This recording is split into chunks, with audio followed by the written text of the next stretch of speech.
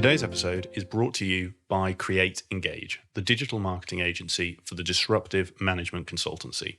Digital marketing has moved forwards, but most consulting firms haven't. Many consulting firms still see their corporate blog as their sole digital marketing channel and find themselves frustrated when these blogs yield little, if any, results. For those consultancies that understand digital marketing, though, it can be a huge asset and help them achieve rapid business growth. In fact, at Create Engage, we've recently written a case study of one successful consulting firm that used digital marketing to help them grow over 400% in just 3 years. Having spent countless hours researching consulting firms and consulting leaders for this podcast, it became very clear that while some firms do digital marketing well, the vast majority of consulting firms struggle to leverage its power and don't know where to start. To help those of you who want to harness the power of digital marketing to grow your consulting business, but don't have the knowledge, capacity, or in-house capability to do so, I launched Create Engage, the first digital marketing agency for the management consulting industry. As former consultants ourselves, we understand the challenges that you face when it comes to delivering effective digital marketing that engages prospective clients and generates leads. Having worked in the industry, we understand consulting buyers, what resonates with them and what doesn't. This enables us to harness the latest in digital marketing in a way that aligns with your brand and your market positioning to attract the prospective clients that you're looking to target. We understand that each consultancy is unique and have a range of services to help you shape, implement, and sustain effective digital marketing strategies that deliver results, regardless of where you are on your digital marketing journey. If you would like to find out more about how Create Engage can help you use digital marketing to take your business to the next level, then send me an email at nick@createengage.co.uk or go to our website, createengage.co.uk, where you can download that free case study that breaks down the digital marketing strategies used by one successful consulting firm to help them grow over 400% in just 3 years and gives you the secrets they used so that you can apply them in your own firm. If you want to outpace your competitors and stand out in the crowded consulting market, then get in touch. We'd love to help you grow your business through digital marketing. Hi, and welcome to Climbing Consulting. Today's interview is one that's been a while coming, having recorded it back in August, but I can assure you it's been worth the wait. Today's guest is Jess Frame, partner and managing director at Boston Consulting Group. Jess was introduced to me by former guest on the show, Lyndsey Oliver, after I asked her for recommendations for inspirational female consulting leaders that I could get on the show. Jess has had a fascinating career that's taken her across 2 continents and seen her move out of and back into consulting, not once, but twice. Having left consulting for the second time to go to work for Tesco, she then went on to run 2 multi-million-pound businesses before going back into consulting as partner and managing director in BCG's retail and consumer practice. Jess was a brilliant guest, and we had a great time recording this interview. In today's conversation, we cover some really important and impactful topics, including planning your career and how actually moving out into industry can help you progress within consulting. Understanding why you're pursuing a career in consulting. Why do you want to make partner? And actually the questions to ask yourself before committing to that road. Jess's advice to junior consultants looking to set their career up for success, and Jess's take on diversity in consulting and what the industry needs to do to improve it. I really enjoyed this conversation with Jess. Whether you are female, male, just starting out in consulting, or have already made partner, I know you will take a ton away from this. So, without further ado, please enjoy my conversation with Jess Frame. Hi, Jess. Welcome to the show. Hi. To kick us off, for those who maybe don't know you so well, it'd be great to get an overview of your background, your story, and how you got to where you are today. Yes, sure. So I started my career, so I did an undergrad and a postgrad in economics. I then started my career at BCG, actually, in New York. So I was there for a couple of years. I then left and worked in strategy for Ann Taylor, which is a large clothing company in the US. I then came back to BCG for consultant in the US. Then I moved to London for project leader and early part of principal. I then left and worked as a marketing director at Tesco in the UK. So I used to look after customer strategy that then evolved into foresight and innovation work, lots of category and format strategies, and then customer investments, so allocating the spend on customers. And then I became managing director of NutriCenter, which was a small health and wellness retailer that Tesco used to own. I then left and most recently was CEO of a business called The Vet, which is a private equity-backed chain of veterinary clinics in the UK, and then rejoined BCG as a partner about 4 months ago. Wow, there is a lot for us. Potted history. That is, firstly, well done on keeping that short, because there was a ton in there for us to unpack, and I'm looking forward to, because there's so many things in there, and I think some of the things that again we spoke about when we were sort of talking about doing this interview around actually moving out of consulting, some of the industry roles you've had, and we'll touch on all of it. I guess I'd be really keen to start with that first part of actually, I have listeners who range all the way from university students all through to people like yourself at partner level, and that move going all the way to the States for your first job. I mean, it seems like quite a bold move. What led to it, and how did it come about? So I was a child of the 80s, and I remember vividly, I mean, embarrassingly so, I remember vividly being in the US, probably when I was 9 or 10, and seeing women on Wall Street walking to work with sneakers on, carrying high heels. And I just thought this was the most amazing thing I'd ever seen. So I think there was a sort of childhood dream around being in the US, and certainly New York specifically. And then having done 2 years of grad school, all of my, undergrad friends had moved on and were in London. I was still at university. I owned an IKEA table worth £50. So it was like, it was sort of a low bar, like from a lifestyle point of view, I wasn't leaving so much. So, but also, I mean, I again, and you'll see this as you ask more embarrassing questions about how I made my decisions, very likely is the answer with most of them. So I put down office preferences. So most of the big, and we'd probably say top tier rather than strategy, but we can chat about it later. Consulting firms will give you an office preference. So when I applied, frankly, I said, New York, Boston, London. And I think also doing grad school was very international versus my undergrad experience. So I think it really opened my mind to living and working elsewhere. And then it came through. And I think I remember at the time, someone from London calling me saying, oh, congratulations, you're through the first round, you're going to go to New York. And me saying, oh, but if they say no, can I still come to London? They're like, no, that's not how this works. So yeah, so it was one of those things that sort of seemed like, why not? And then it all sort of happened very quickly. And probably one of the best things I've ever done, actually, if I sort of look back about decisions. I'd encourage anyone, especially when you're sort of starting out, because you're sort of braver and you'll go make more of it, cynically, I think, to go live somewhere else and just have different cultural experiences, especially in business. I think it's given me a very different perspective on things. And that point around that cultural side is quite an interesting one, because I've spoken to other guests, just other people in general, who have gone either UK to the States or back again, but done it, I guess, later in their career. And one of the things that anyone I've spoken to highlights is the business cultures are quite different, and that there's actually a lot of adapting to do. And I'm intrigued, almost having gone out at such an early stage, did you almost short circuit that? I guess like learning a language when you're young, because you didn't know any different. So the business culture you learned in the States was it? Maybe. I mean, I'd done sort of a raft of internships before I went. So I sort of worked enough that I knew the basics. I think it's a big shock to sort of agree with what you said, because, we look the same and we sound the same, roughly, right? It's the same language. So I think I think had I gone to Beijing or Tokyo, I think I would have expected big cultural differences and been open to them. I think that why it's such a shock is because you sort of lazily, or I certainly didn't really think there would be any difference. And they were quite big.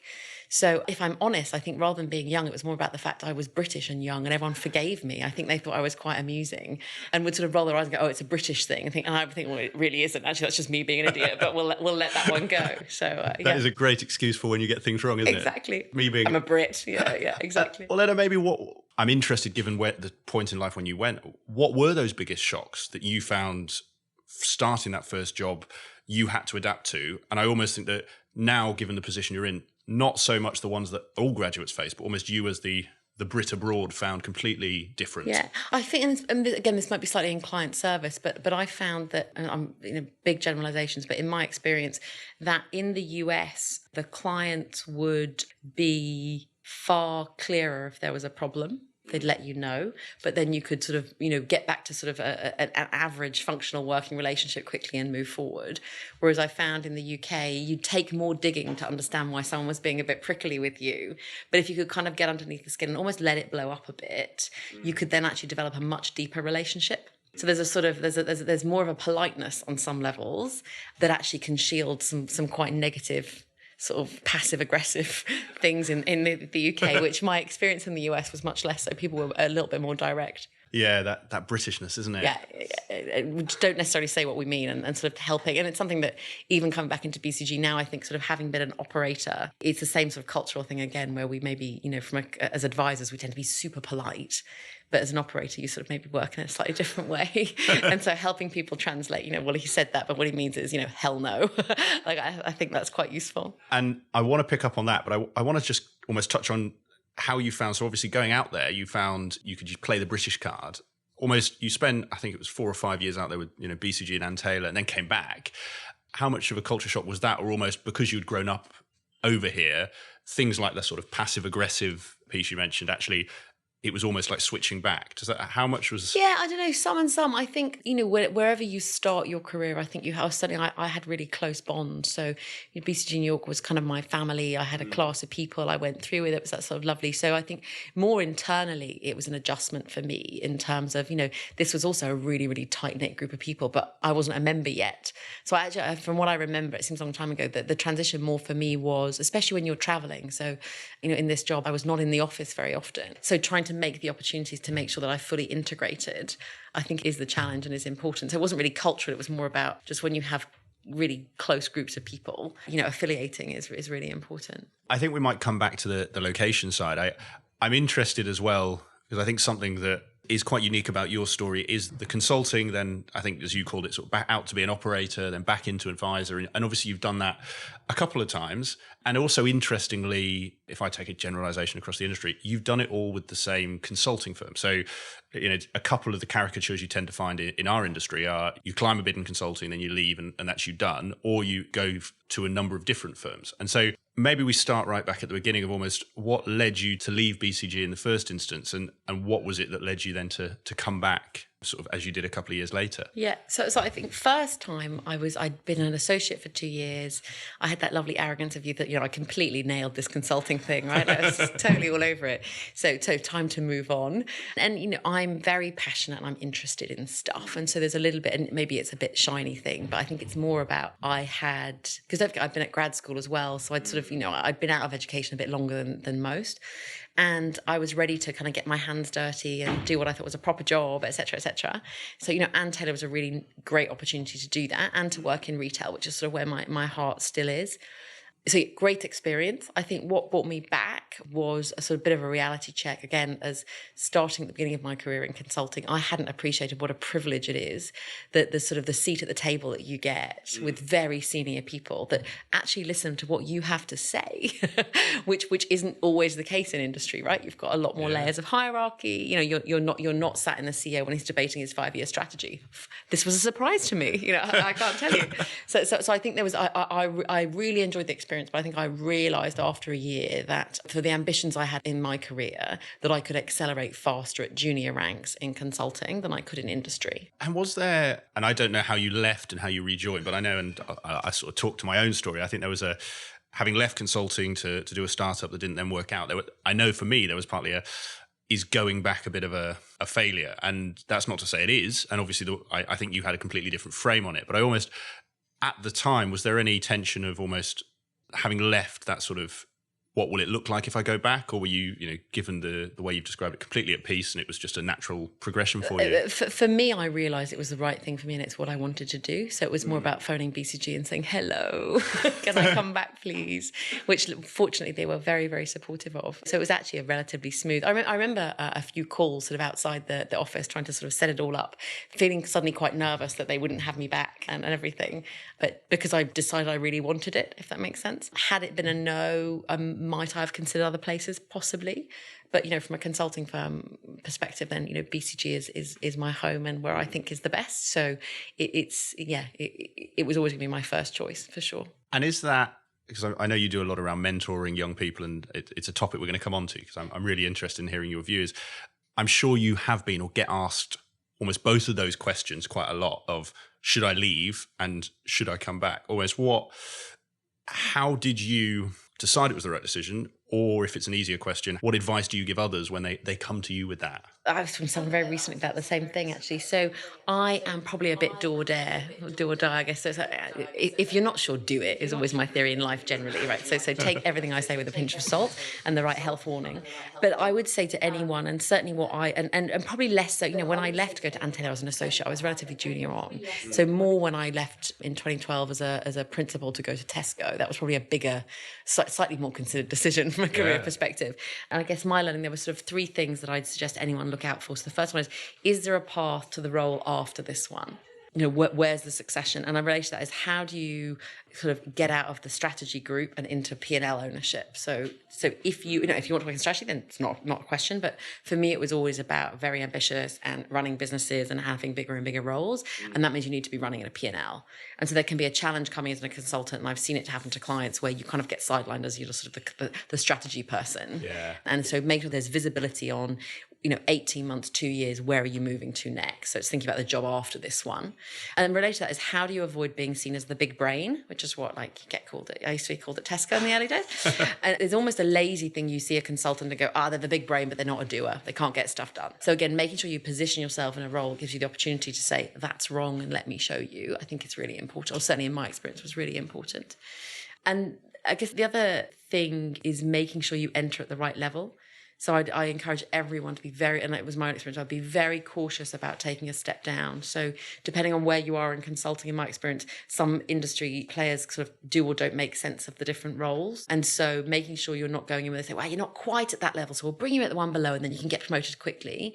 Big health warning, because it doesn't happen quickly. You're going to get really frustrated. People aren't necessarily going to understand who you are. It takes 18 months for anyone to really land in a role and have impact. So fight for the promotion and go in maybe a little bit over where you think you are and prove them all wrong would be my big advice on that one. I think there's some great pieces of advice. And I'm intrigued actually in terms of almost, that obviously applies as you're having the conversations. I really like it. It's almost how can people position themselves for, take P&L ownership of almost, if I'm thinking of leaving consulting in a year's time, what should I be doing now almost to be able to have a solid case to say, well, look, now I can't do P&L, but because of X, Y, Z, I'm getting close to it.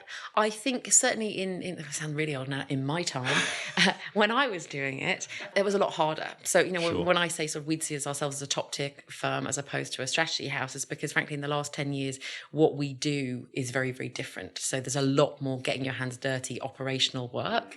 10 years ago, it might be more with the CEO and the board thinking long-term strategy. Don't quote me on percentages. I'm sure that's like 10, 20%, certainly of how I spend my time now. 80% is much more about in category with buyers, in the supply chain, in the DCs, in the shops, actually really doing advisory work on implementing and landing change. So I think that probably gives more scope, in answer to your question, to actually have experiences that are relevant. So I guess on that front, in industry is always helpful. So the same industry you're going to be going into. But I think there's just a reality which, and I've seen this, I've spoken to a number of headhunters about this, that as advisors and those of us from professional service firms, I'm sure that includes lawyers and bankers as well. We sort of go, I earn this big salary and I'm very, very senior in my business. So I'd like the big job in your business, please. It's like, what have you done? No, it doesn't translate. And I think one has to be a bit sort of keep their ego in the right place around understanding what you can't do. So, I remember when I was interviewing with Tesco and they were like, give me an example when you've run a big team of people. I'm like, I had 3 consultants on my last project. They're like, what are you talking about?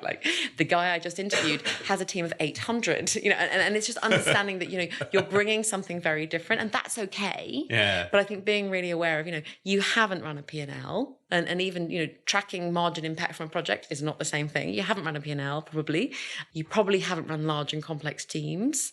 So yes, thinking about, but you have incredible senior presence. You have an ability to solve a problem quicker than lightning.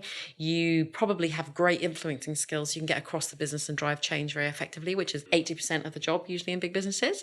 So just thinking about your brand and your profile and what you do bring and kind of being proud of that, as opposed to trying to pretend you're what you're not. You mentioned that example, and I'm really interested on that bit of almost to bring it to life. You obviously got the job at Tesco's. I assume it's the job you went. Yes, yeah. So how because I'm sure this will be really relevant for others, when they turn around and said, you're up against the other candidate who's got a team of 800 under him or her, show me why you're better. How did you approach that? And because obviously it was successful, to get them to see your way of the world and why you added more value than that person. Yeah, I think it's sort of the basic thing of understanding, and that's why the first conversation is really asking questions. What are they looking for? What do they want the role to achieve? Don't assume the role spec as written is the final version, because most jobs I've gone for, they've changed halfway through the interview process. So, understand why they want what they want, and then think about what you can bring. It's sort of old school interview prep, really. And I think being really important about knowing your story of what you bring to that opportunity in that role and focusing there. Because there's always a trade-off when you're recruiting people and you're hiring people, right? Everyone's got spikes in different areas, and being very open about sort of what yours are, I think, is really important. And help me, if I'm right, I've got a question. If I'm wrong, we'll move on. Is principal, in terms of sort of the BCG pilots, principal is that the one before partner? Exactly. Yes, exactly. So that leads me on to the question, opens the door. And the reason I touch on that is because I'm getting a bit older. I then have friends and colleagues who are older and in that position. And I always think it's a fascinating grade in that there's a lot at stake. There's a lot of, you've done your 10 or however many years to get there. There's potentially making partner. But equally, there's some who either they're not ready for that or aren't sure if they want that. And all of those things coalesce to make it a fascinating point to see where people take their career. And actually, how did you, because you mentioned that's when you moved on, how did you decide that you were going to go into industry? And almost what should others who are at that point be thinking about when they're weighing up that decision? Yeah, so I've been speaking to people recently, and they're in exactly that role as well. So sort of cast my mind to those conversations. So I think the really important thing is to, I have to be careful giving advice, right? In my experience. I'll give advice. Yeah. You're the guest. Everyone loves the old lady giving their opinions. So I would take a bit of pressure off yourself in trying to decide what you want to be when you grow up. Because full disclosure, I've got no idea. Yeah, I have no idea where I'll be in 5 years' time. And that's kind of fun and that's kind of okay. Yeah. And I think sometimes sort of what I wish I could have told my younger self and what I try to impart to younger colleagues is just give yourself a break. When you're 25, 18 months is a lifetime. When you're 40, it's really not. Right? And I think it's really important to sort of think about, if you're going to be working for 60 years, let's keep all of this in context. So I would think about what's interesting next. I would think about, maybe think 3 years or something. So sort of the job after next, I was always thought was quite a helpful sort of reference. But actually, how sad if you know what you want to be when you're 25. Like, oh dear, all that fun and exploration and everything. And candidly, the jobs aren't invented yet. What jobs will look like in 10 years. So it was a great stat recently. It said something like 50% of millennials believe that their jobs will be done by robots in 10 years' time. I mean, that's just a very different perspective than certainly I had as I was sort of graduating and thinking about where I was going to go in my career. So number one, I guess, don't worry so much about it. Like, do you know what I mean? Like, decide where you are. What do you want to do the job after next? And almost what experience do you think would be rich next? I think is the important thing. And also understanding, which is a conversation I often have, is if you're pre-partner at a consulting firm, you're thinking it might be the time to move on, you want a different set of experiences, don't take the first thing that comes along. And again, do as I say, not as I do. But I was lucky in that it was a job that excited me and I wanted to do. But I see a lot of people saying, well, this has come along and, it's sort of okay. And, you don't jump too soon because there's no burning platform for you to move from, presumably.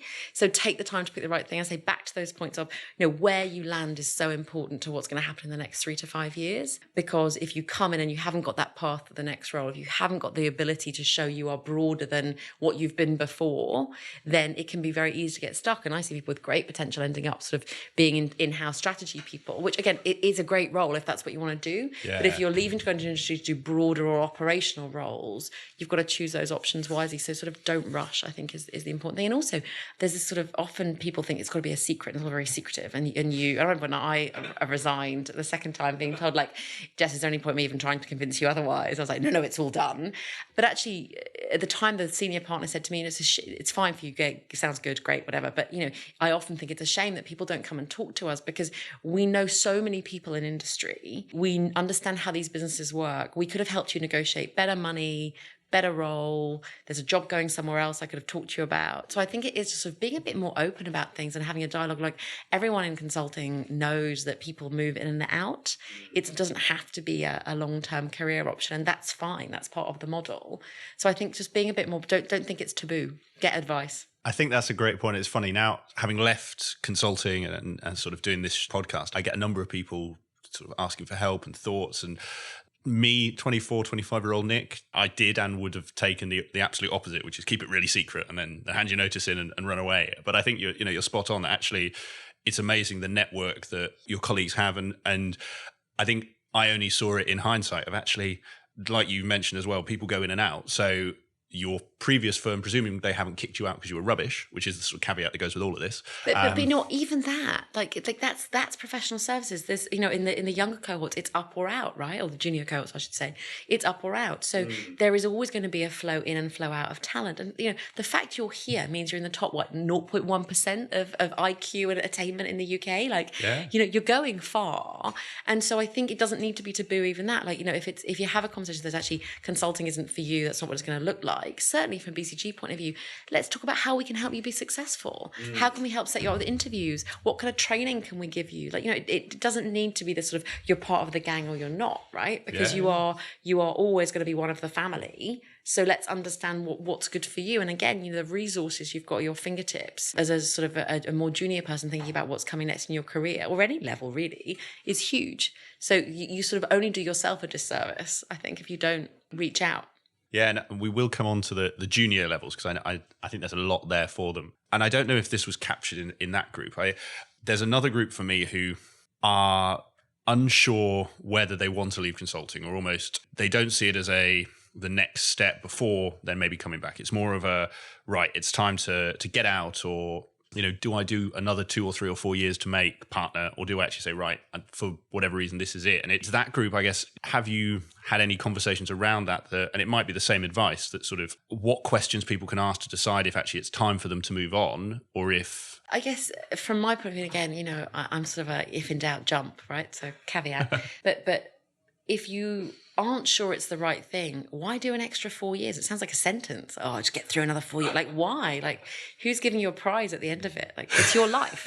You have to get up and go into work every day. Yeah. And listen, we're all realists, and I think there is something that we've got to be careful about expectation management. Every week is not going to be the funnest week of your life. It's a job. It's the same as everywhere. Every job I've ever had, there's been good times, bad times, etc. But fundamentally, if sort of month to month, or certainly year to year, you don't feel that you're net gaining from it, then what are you doing? Just life's short, right? So, and I fully agree with you, and I love that advice. And I think so often, and actually it's something that I think our industry is particularly poignant in consulting, because in industry, there is an element of you can't progress unless someone moves. And so that sort of forces it. Whereas in consulting, because you have the grade jumps and grade comes with salary, responsibility, all of this, I have heard a lot of conversations, and I'm now at the age where people are starting to be sort of director partner or principal partner. And there is that thought of, well, if I do 2 more years, I get the golden chalice and I think that's just you're putting something on a pedestal that when you get there, same old thing, the world doesn't change. I think that's the really important thing. So many years ago, and I won't give you his name, but I will quote him with pride, a senior VCG who I worked with when I was an associate. Sure. I remember saying to him, wow, your partner now, it's big, important stuff. So what's it like? And he was like, the thing is, Jess, it's like winning a burger eating contest and the prize is more burgers. Amen, right? So I think it's important, the job, there's nuances, but you're still fundamentally doing the same thing. So if you don't like it now, you're not going to like it in 5 years' time, right? I think, or rather, if you don't like it, if you're ready for a change, variety is this. And also, again, coming back to how consulting's changed sort of in the time I've been away, and it's moving that way before I left, but now it's so different in that, clients want experts. So if I'm going to bring you in to support me on this particular topic, I want you to be the best person in the UK, if not globally, on this topic. Fair enough. So the days of sort of that generalist, I know how to help people, I'm pretty good with data and I'm sort of smart and whatever, it doesn't really wash. So again, and certainly in my experience, having industry experience, having relevant experience is just huge. So if I think about, I was at a pitch not so long ago with a team of all levels, and every single one of us in the room was like, oh, well, I used to work for this retailer and now I'm in consulting. Yeah. So these were retailers talking to retailers that had different skill sets, but that's really powerful. So again, having industry experience actually doesn't close doors, it opens them from a consulting perspective, and really vice versa, I think. And that does feel like it, because you're not the first guest to make that point of actually the clients in our industry are no longer looking for, like you say, the sort of 20-year consulting veteran. They want the skills with the realism and the understanding. And actually, there does seem to be more and more smaller firms cropping up who are almost trying to bring that industry experience into consulting, where maybe they don't have the consulting background because of that. So I think it's a really powerful point. And I guess almost building on the industry side, because I'm with you around the moving and doing, if it's all just for money, you may as well go do something else, because you spend long enough doing it. There's better ways to make money, or probably easier ways. But actually that shift, particularly at the senior grades, into industry, because I know I went from consulting into contracting, which was a complete shift. And I've talked at length to others about it and on this show, so I won't bore you with it now. But I'd be interested, actually, we talked about the geographical differences, but actually those biggest shifts when you went from a consulting environment to a sort of an operator environment, and actually what was it that took the most getting used to, or the biggest learning curve in that? I think pace was the biggest shift. And also I went to Tesco, which is known for being so retail's fast, and Tesco's the fastest of the fast, I would, in my experience. So there was definitely, I remember having a conversation with one of the senior exec there, and him sort of saying, no, listen, it's sort of like a wave. You're either going to get sucked down by it or you surf it, kind of decide. And obviously coming from consulting, I was like, I know fast, I can move, and I talk fast, I think fast, but there was a different sort of bias towards action that in my experience of consulting, it's less so, because you're not running the business, right? You're not operating it. You're advising on it. You're getting to answers quickly. So I think that was probably the biggest learning, is in terms of how can you move at pace. And again, that was two things. One was getting to the 80% good enough answer, or reality 60% good enough answer, right? It's like, let's get something done next week. Let's move. And the other one, which is just one of the best learnings, was try stuff. So as a consultant before that, I hadn't had a chance to try stuff. Whereas in retail, the mantra is like, well, take 10 shops and build it and see what happens. So it's very much more that, the MVP agile, we all call it now, but actually I think retail's been doing it for 20 years, really, 30 years, which is just try it. What's the worst that can happen? Try some stuff. And I think that's a really helpful way through of having impact in industry. I was talking to a CEO quite recently saying, well, why not just take a group of sites and do everything there and see what happens? Because I think it's a quicker, especially, and my experience in terms of managing investors and boards and the same thing. If you've got a lot of change to do, sometimes it's hard to keep selling the same story for 18 months. But if you've got one place you can see numbers moving, that can be more effective. Yeah. It's something I've heard a lot of people argue the other way. It's the same point of almost, in our industry, there is, or has traditionally been, too much focus on perfectionism of, the slide deck needs to all be aligned correctly. And obviously there's certain hygiene elements that are, you don't want spelling mistakes and things, but actually, do you need the extra 10 hours on getting the deck right? Or could you, I guess, like you say at Tesco's, just put it in and see what happens? Was that something that came relatively easily? It sounds like you rode the wave, or did that take a bit of adjusting almost to get it not to the level you might have been used to? And I might be being unfair there. No, it definitely, well, I think there's two things. So I think quality of work is critical as an advisor, because that's kind of what you are and that's what you have to offer. I think there's a different point around pragmatism of the amount of work or the amount of production around the work, which I think I see differences now to when I sort of first started, where it was like the deck was king. I see a lot more now in terms of, let's think about 10 pages that really make the story, leave the other 90 and not worry about it, and actually sort of do the thinking. And actually I think it's really important. And it's important for sustainability of this job, actually. But I think it's about listening to the clients, because as a client, and obviously I've been a buyer of consulting work as well, I don't want to read that many pages. Call me lazy, but people have got big jobs and busy jobs and day jobs. And while maybe it's good to have some backups in case I've got some questions, broadly speaking, no one goes, yes, when a 100-page pre-read arrives in their inbox. Nobody, find me the person. So I think it is frankly being more client-centric and saying what's actually helpful for this person in this environment. So my sort of flip side story, so God, goodness no, it was a car crash from what I remember, and I exaggerate a bit, but I remember one of my first team members at Tesco, I was doing a pack on something, a big diagnostic on something, and I could just see her eyes glazing over, and I think she even said to me once, I'm just not sure this is the job for me actually, Jess, but best of luck with it. And I was like, sorry, let's have a conversation, because she had been consulting but had been in retail for 4 years, I think, at this point, whereas I'd come straight in. And it was that clash of well, let's spend an extra 7 hours getting this right. And it's like, really? Why? And so she probably taught me the most in terms of sort of having impact in a retail or I think probably any operational environment. So it was an adjustment for sure, but it was a quick one. So only painful for her, bless her, in the first couple of months, I think.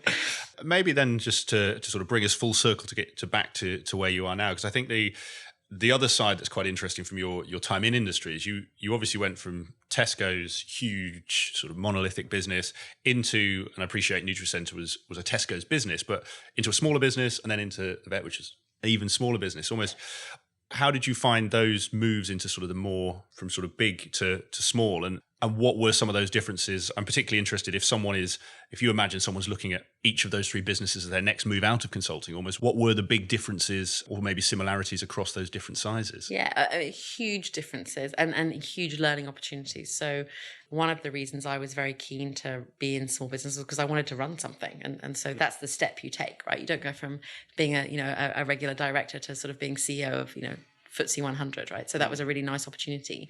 It's a lot quicker and a lot dirtier when it's little. So I remember a guy that came to work for me who used to work for me at Tesco and then came to work for me in one of the smaller businesses, and he'd come in on a day before he started working with us to like meet the team kind of thing. And we're like, oh, hey, come and look, we've got Christmas set up. So look, we're going to look at the promo ends and kind of walk the shop and whatever. Tell us what you think. And we sat down afterwards and had a coffee. He's like, I'm just worried about the pricing. Like, why don't you do this? Why don't you do that? And the head of commercial was like, cool, let's do that then. And afterwards he was like, oh my goodness. Like he's a wizard that had found the wand. So he's like, well, what just happened? Because, there was so no red tape. It's like, we're all sat around the table, we make the decisions, let's get stuff done. So that ability to move things and make decisions is, really heady. It's really, I think, really exciting.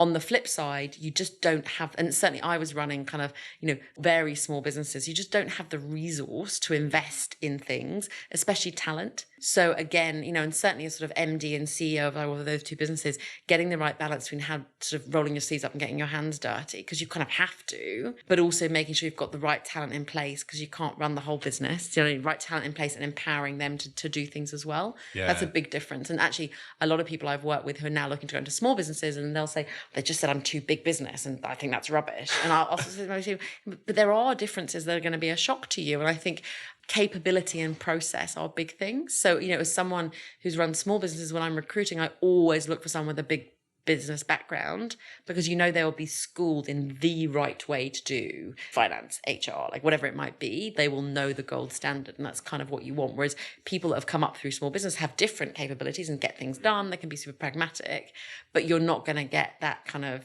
especially when you're trying to take a business from small to mid-size and trying to scale something, you need the process and those the right ways of doing things, so that it's scalable. I'm interested on that one about, because you mentioned there, you preferred recruiting from big business. Of how did you then, in that recruitment, if you've got that sort of, go back to the cliched consulting matrix of big business, small business, but then you mentioned the other point that your colleague or friend had been told you're too big business, because some people, having grown up in larger organizations, do struggle to make that shift where you don't have, someone responsible for every function and all of the internal side that goes with it. How did you assess that to get you someone who could bring the best of big business but still fit into a smaller business? I would usually ask questions around, I'd describe a situation, say kind of, what would you do? Or even examples. I mean, probably the killer one, and I was recruiting kind of like, sort of C-level equivalent. It sounds very grand for a small business, but top team. And I would say, what would you do in your first 12 months? And it's usually very, very clear, if someone's been an operator before or not, because it's much more action oriented and tactical and get stuff done, but also how they will adapt to, frankly, the scruffy edges that come with small businesses, right? Yeah. And so when there's lots of sort of diagnostics and audits and team in place and process, and you're sat there thinking, wow, nothing's happening for 12 months then, okay. Yeah. Whereas other people say, well, look, first thing is we've got to get this thing right. So let's just go deep there. Everything else will be fine. Let's go there. So you can, there's sort of a pragmatism and a bias towards action that reveals itself if people, and then I would just throw things in like saying, well, you've got no PA, you get that, right? Or like, you've got no team, how would you do it? Even if that wasn't true. Like, so to really challenge people about resource, and I remember the first business I ran, that we ran a big staff, that there was a sort of cultural challenges, we ran a big staff engagement survey, and I sat with a glass of wine writing the PowerPoint on the results, right? Like that I was the MD, and that's, it's small business, that's sort of the reality. So I think, and for people thinking about moving into those roles, really thinking about what they want to do. I would say at some level, all experience is great. And you should, I've certainly tried a bit of each of those and really enjoyed them and got different things from them. But I think being really honest with yourself and that, is that how you want to spend your time? Because it's hard yards. Like it's hard. It's not easy. Like it sounds very glamorous, like working in Shoreditch on a startup is bloody hard work, right? So yeah, I'm a much smaller scale, but I'm there myself. So I fully, not Shoreditch, I'm in Bath, but I know exactly the feeling. I'm going to then, and it brings us nicely back full circle. And this is, I'm going to caricature this because one of the things I try and do is bring in what I think listeners will ask. And part of that's through osmosis, part of that's through things they do ask. And I think something that sort of sits with me is if I look at your CV up to then, someone might be listening to this thinking, well, hang on, Jess, you were MD, you were CEO, you'd reached, to that point around getting to the top of the burger contest, you reached the top and you're doing great. Why are you going back into a consulting environment where potentially you are no longer the top of the company, if you like? Yeah, no, not even close. No, so and I appreciate that's not a step down, but in sort of some people's mind, they'll be like, that's a step down. And equally, you've gone from an organization where, like you say, it's scrappy, you're doing all that, back to the larger organization with everything that comes with that. And almost, what was it that led you to do that and why? So from my perspective, I very transparently missed retail a bit. So I love retail and I was working in veterinary, which is, it's a branded customer-facing multi-site business. It's kind of retail-ish, but sort of pure retail I'd missed. And where the market is at the moment, it wasn't obvious to me who I wanted to work with, where I wanted to go, because the constellation of people in the business and the sort of vision, ambition, and culture is so critical. So you can be whoever you are, you can work however hard you want to do. If it's not the right fit and a constellation of people, you're not going to achieve anything. So it's sort of really important. So for me, in a way, consulting sort of brought two things. So one is a way to meet the teams or constellation of people across businesses that I want to work with. So I want to find the brave. There's such an exciting time in retail in the UK, huge transformation potential, and there'll be some huge winners and unfortunately some very big losers. And so for me, it was about the opportunity to find the constellation of people I wanted to work with, first as clients, then potentially maybe as peers sort of down the line. And secondly is a sort of skills thing. So while I've learned a huge amount in my time in industry, especially running small businesses, you're sort of learning by doing and you're leveraging what you know to make things better. But you do at some point, I at some point missed having people around me, peers or superiors that I can learn from. And certainly sort of the sort of cutting edge stuff. So machine learning, advanced analytics, AI algorithms, sort of this sort of world, which is a huge part of what we do at BCG now. I didn't know anything about. I hadn't had exposure.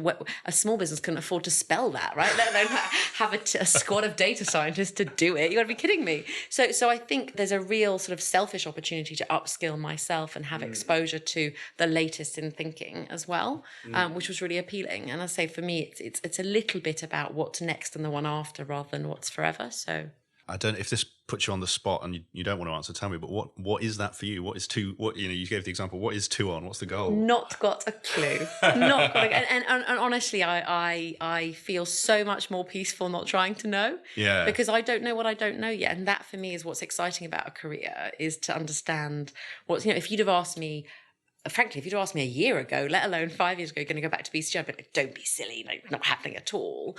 And I couldn't be more excited to be here. I'm really enjoying it. It was so the right move for me.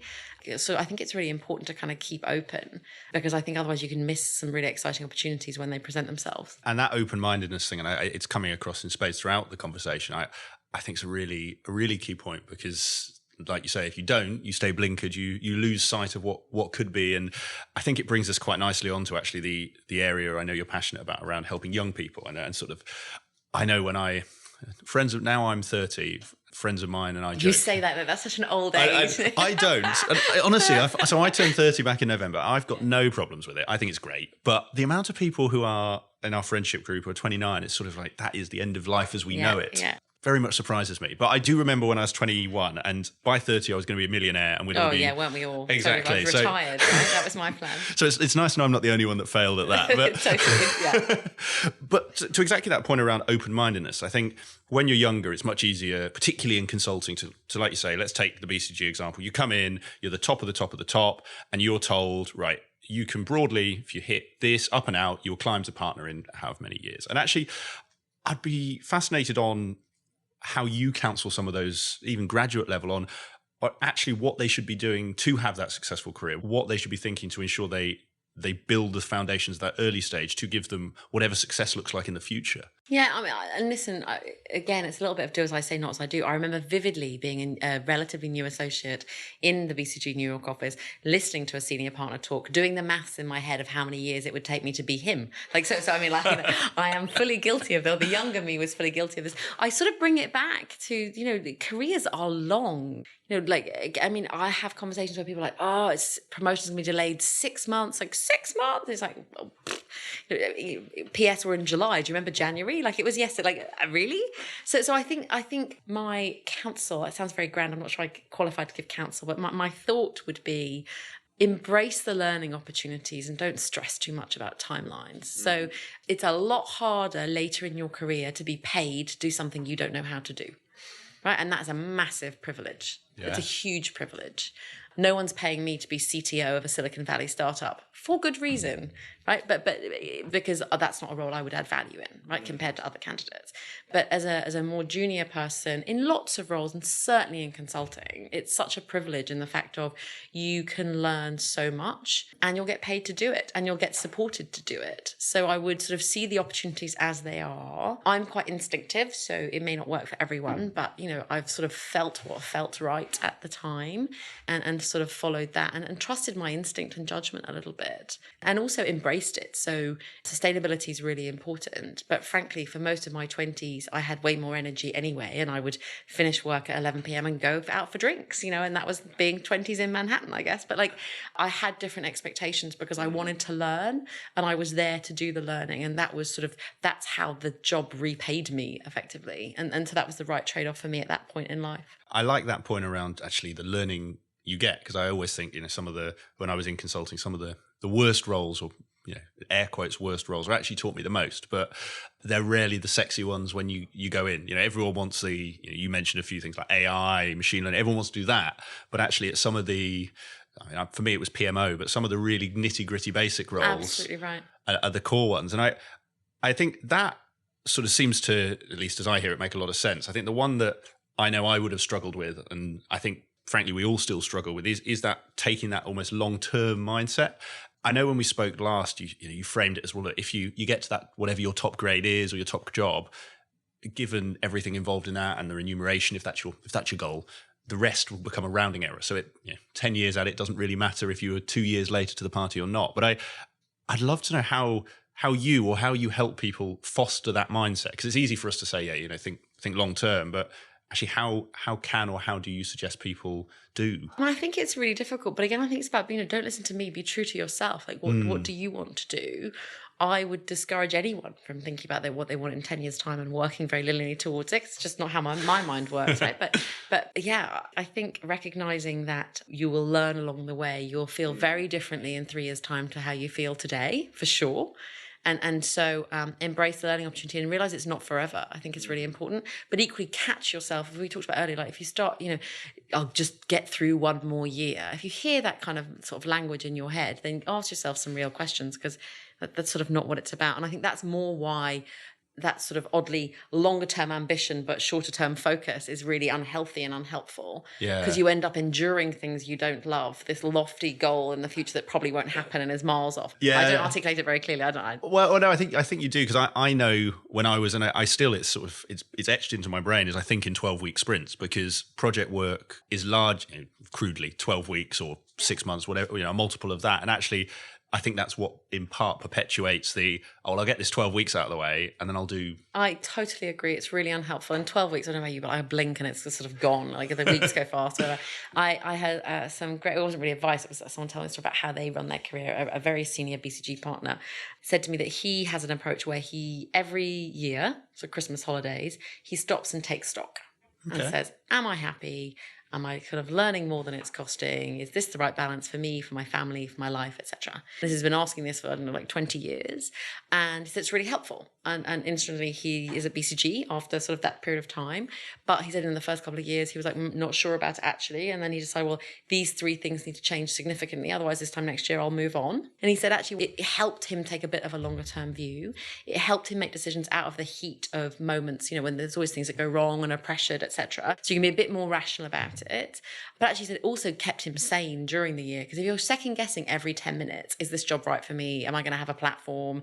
Am I going to get promoted, etc.? It's exhausting. Yeah. Whereas actually I think if you can just sort of roll with it for 12-month periods, that probably helps as a first step. I like what I hear in that as well. I think, like you say, taking stock's really important. As an aside, and I realise it's a terrible example because I can't remember the name, but a previous guest talked about almost taking every 6 months and in a wheel, and I will find the name and email it to you, but basically Excellent. partitioning off sections of your life, so work, family, health, fitness, and just scoring it, because it gives you exactly, I think, like your colleagues talked about, that assessment of, am I happy? Am I getting the balance right? Yeah.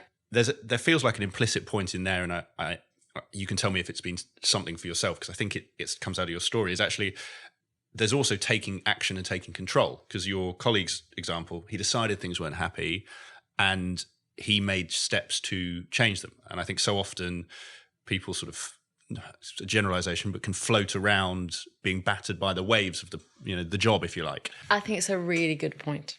And it's probably the most important point in terms of you're going to give advice to people, which is like, your career is your own, take responsibility for it. And that's true at any level, because at any level, you've just joined after university, you're being clear that your goal is the broadest learning possible. You're going to show up with enthusiasm and passion for kind of whatever you're given, which frankly is my best advice for your first 2 years in consulting, like embrace the lot of it. And that will come off you in spades, and people are going to want to work with you and give you opportunities, etc. So I think, but taking responsibility, so people talk about sustainability, and I have a young child, so it's something that I, don't hold the answers to, but think about and work on a lot. Fundamentally, it kind of comes back to you getting clear on what do you want from a career point of view, what do you want from a lifestyle point of view, and go get it, And actually, if it's not possible, don't blame people.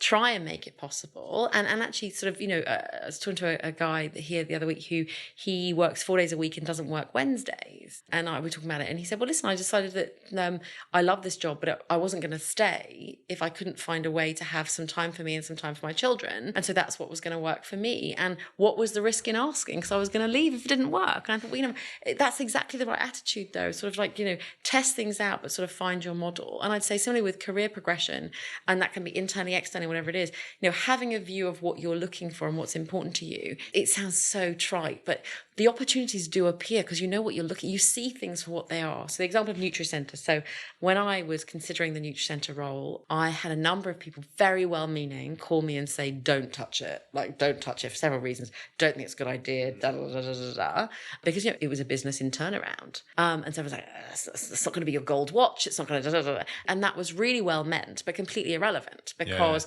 I wanted to run my own business. And actually, turnaround was even more exciting because, frankly, what harm can you do? You've got permission to be super brave, which is much more exciting from my point of view. It was a huge opportunity for me and definitely changed the trajectory of my career, but I knew what I was looking for. So I think it's the same thing of like just sort of taking responsibility for what's your brand, what's your ambition, and what's the life you want, and go out there and see what you can do. And you might have to make trade-offs, but sort of be in the driving seat rather than, as you said, like being pulled and pushed around or sort of a bit of the victim in it, like take charge. Yeah, and I think it's something that you mentioned you're a child of the 80s and how careers have changed, and it amazes me how many people I still hear say things like, "Oh, well, I don't like the role, but I've got to be here a year because you've got to be in a role a year." And I think there is such an element that actually most changes are rarely. There's very little in any walk of life that is going to be a terminal change, if you like. Particularly with career, it might mean, to the point you mentioned on our call, of it takes you a couple more years to make partner, but if it takes you a couple more years, well, you're still going to get there, and you can still have, you may have 9 years, not 8 or whatever, sorry, not 10, but in the grand scheme of things, is that going to... And again, finding your path of things, doing things you want to do. So one of my big learnings, I don't know if there's like a psychological profile. I'm sure a psychologist have a field day with this and everyone else listening, because we're all sort of cut from a similar cloth. But I got into a stage in my career where I was doing work that I was good at, that people thought I was good at and wanted me to do more of. And so I did more of it, and I didn't really enjoy it. And that's very hard because, and I'm still embarrassingly wired a bit that way of like, tell me I did something good and I'm going to feel really good. It's like the inner head girl I've never quite got rid of, right? Like, so I think it's really important to ask yourself that. And now, again, you don't want to have 7 1-year experiences on your resume because frankly, that's no good. Like, it's not just making it to like, what's going on. But again, if you're in a role you're not sure is the right thing, go and have a conversation. Like, what, it doesn't matter what level you're at, go talk to your line manager or whoever it is in the business and say, or your advisor, your career advisor if you're in consulting, and say, this is the experience I'm having. This is what I would like it to look like. Can you give me advice? Like, what could I do differently? And really encourage people to give you the feedback, because people, like, genuinely, I've never seen an example of someone not being in the right role or performing in the role, and at least 5 senior people knowing exactly what they need to do differently, but they haven't got permission to give the feedback. It doesn't feel safe. So again, if you're proactive about it and not just like sit down and say, I want feedback, but like give it the right context, frame it, etc., ask for the advice genuinely, then there's a lot of people out there that can actually help you and give you another opinion. It's just that can be at a high personal cost to the person giving it. And actually, if they don't kind of care about you that much, well, you've not given them a reason to, then why should they stick their neck out, right? Yeah, and I think that permission element's so key. Of actually, if you don't have that permission, like you say, it's very high risk because it could just be seen as rude. And I think that is another sort of key element to this. I'm intrigued, and it might be a nice way of summarizing all of these points we've talked about, or it might be a completely different thing. And this is where we start to get into more of the, I'll use my parlance not to offend any of my other guests or listeners, of strategy consultancies. You may use whatever you want. Top tier, just you make a note, that's TOP. But one of the things that is more unique about your group of firms, you're putting me on the spot here, I'm Jess. so teasing you. The strategy firms is so the consulting world I'm from, in more of the operational space, there is a sort of high performing culture, but there isn't as I guess an open up or out. So, and this is the same across the likes of Accenture and others, that people can quite comfortably sit at a certain grade and that's fine. Almost for those who, I'm intrigued on what are the key differences between those who are pushed out versus what those are pushed up. And is that in effect those who have embraced everything we've talked about, or is there something that is more specific to that distinction? And candidly, I'm not qualified to answer. I don't know. I mean, I'm back in consulting like 4 months, right? But I think the only thing I would say is the language is wrong. So in my experience, no one's ever pushed out, and certainly no one's ever pushed up. I think it's really important that again, it's individual conversations, individual recognition of what works, what doesn't work. We are all unique creatures and in our wonderful diversity for that. And this job isn't for everyone, and that's okay. It doesn't make you a lesser person, right? Like there's a lot of great operators that wouldn't have made it in consulting, and there's a lot of great consultants that wouldn't make it in operations. So I think it's important that it's a two-way dialogue, and there's as many different reasons to stay or to go as there are people that work here. I think that's really important. One of my learnings, so I was talking about sort of having role models early in your career, and I didn't have a lot of female role models that I could relate to, and I wish I had have done. Because one thing that I've learned, probably being in industry gave me that I'm bringing back into consulting now, is to be myself more and to not conform so much. I used to have a really big sense that I've only really realised in the last few years that I had to look and sound like everyone else here. That was my belief to succeed. And it's something that I'm quite allergic to now. So even though it's very sort of implicit in your question, I'll pick up on it in that sense of what is the type of person that succeeds? What's the type of person that's like no. It's not the reality. There's a real diversity in terms of what works. And again, that's about taking responsibility for knowing yourself, being proud of yourself, being yourself, and taking responsibility for deciding if it works or doesn't work, but kind of taking charge of that.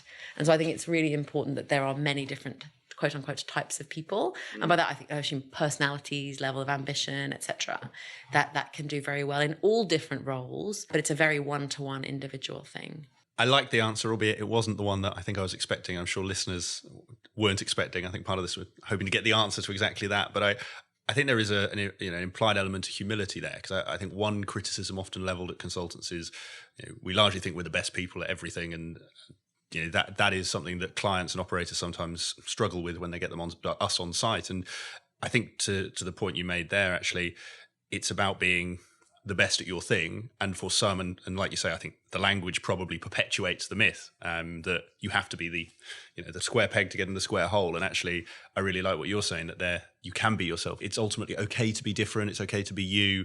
I'm intrigued on that, though, around actually what should the leaders of these organizations, people like yourself, partners, managing directors, do to help their more junior colleagues feel comfortable there? Because it's one thing saying that. I know that at 23, you emulate who's around you and you take the lead there. So actually, what can people at your level be doing to make the more junior people feel comfortable to be themselves? I think a big part of it is making sure there's sufficient diversity in the leadership of any organisation, not just consulting organisations, but to see that lots of different people with lots of different styles and ways of being can be successful, and that people have different models to make it work. So it's one of the things that I love about BCG, and it sounds like a big plug. It's not meant to be, but I do.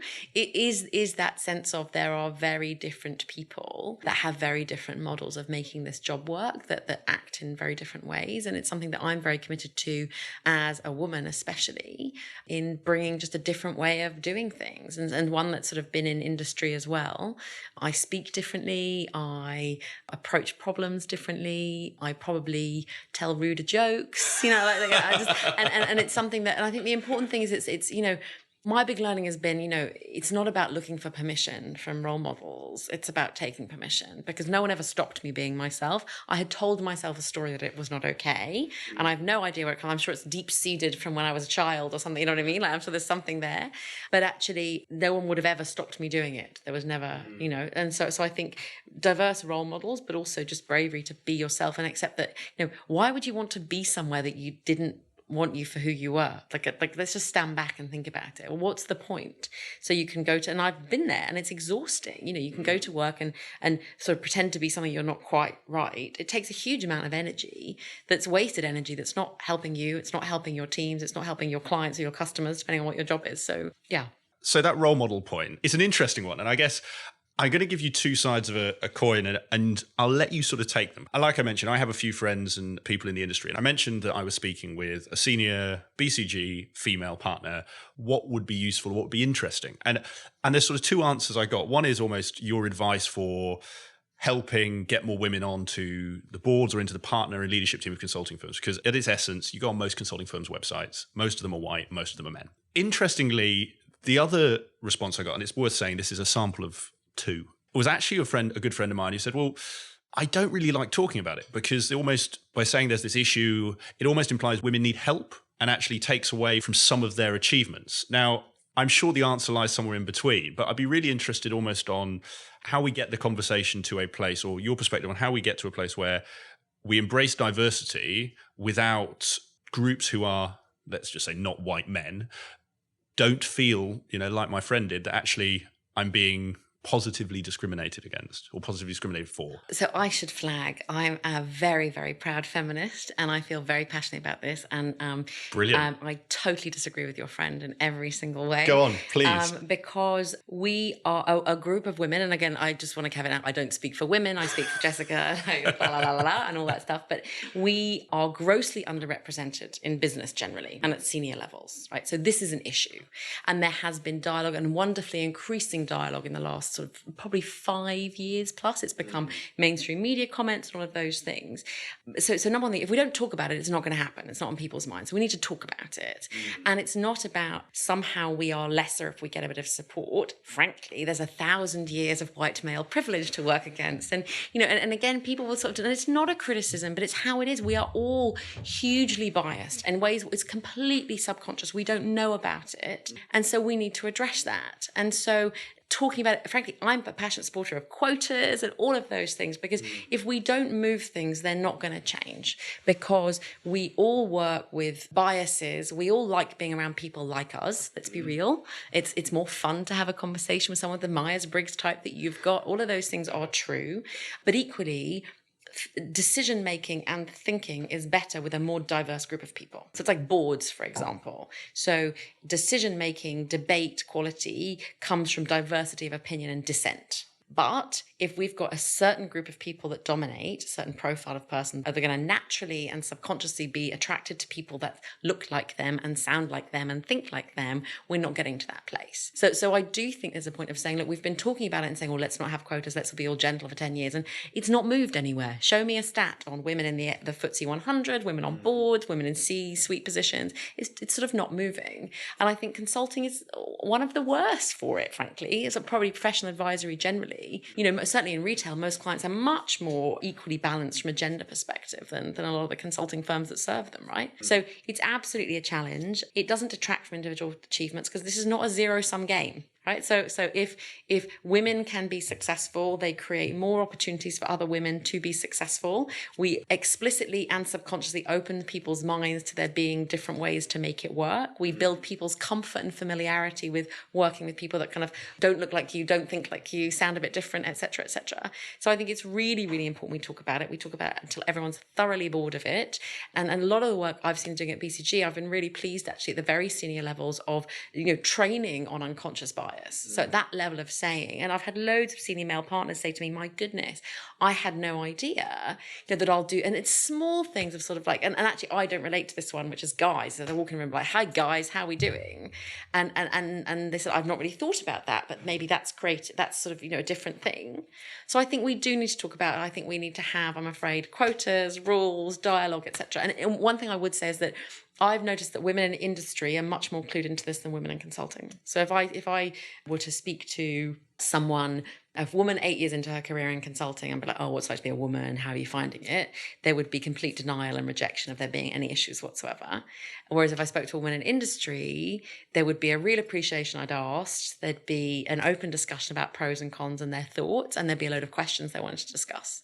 So I think there's something interesting, which in some ways is great because it's such an explicit, I guess, kind of as much as possible fact-based appraisal system in consulting. You know where you are. Certainly BCG, I'm sure it's very similar across firms. Like at any given moment, you've got all your appraisals, all your feedback. It's very, very clear how you're doing.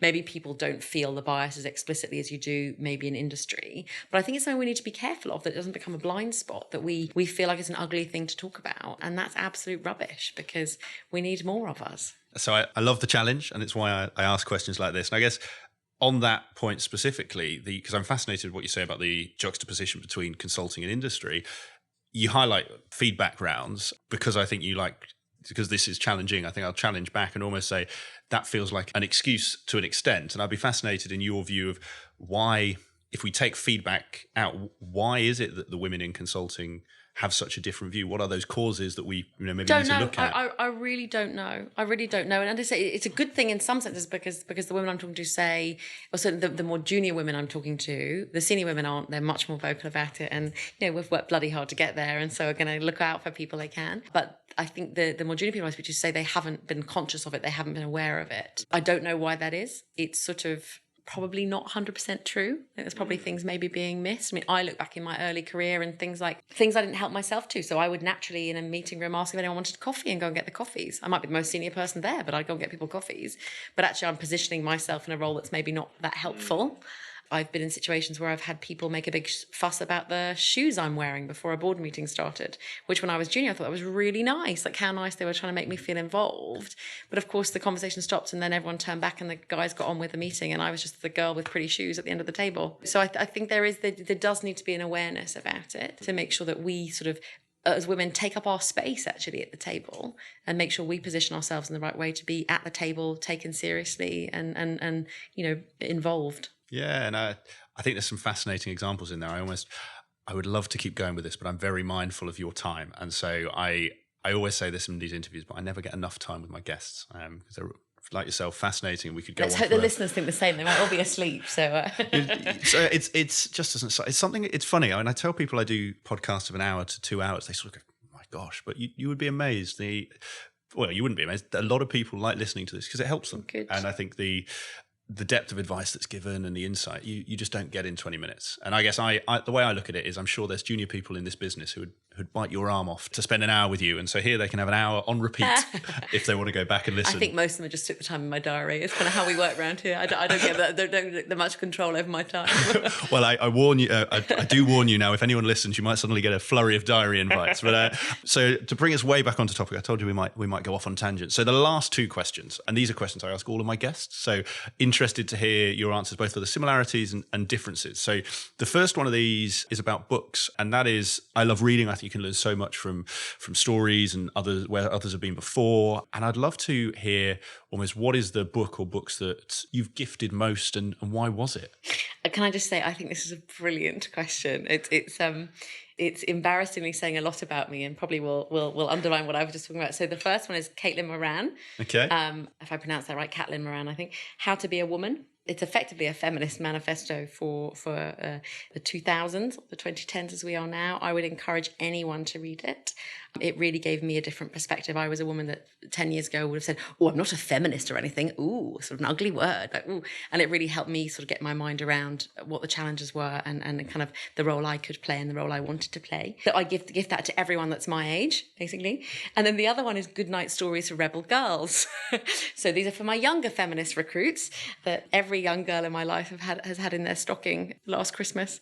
It's a lovely, lovely book for, I think, probably between about 5 and 10, which talks about, again, it's about the stories we tell that shapes the culture we live in, that talk, I don't know if you know it, but it talks about women across the ages that have done incredible things. So first woman to fly a plane across the Atlantic, or just really different stories. I've seen, this isn't to belittle it, but I've seen little children's books similar where they talk about... there are versions of that. Is that the similar... It's a similar idea. So this is like a really beautiful book, sits on the bedside table, and it's sort of one page and a picture for every person that talks about what they did in their life that was interesting and different.